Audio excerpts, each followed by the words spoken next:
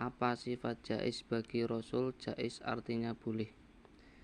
Al jaizu utawi sifat jaiz fi haqqihim ing dalem hake para rasul kuluma iku saben-saben barang layu ati kang ora nekakake apa ma ilana qosin maring ngurangi fi maratibihim ing dalem pira-pira derajat rasul al aliyati kang luhur.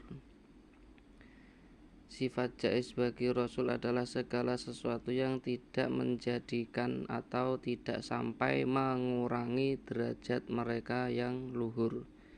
Artinya sifat-sifat kemanusiaan ini tidak sampai mengurangi derajat para Rasul yang tinggi di sisi Allah.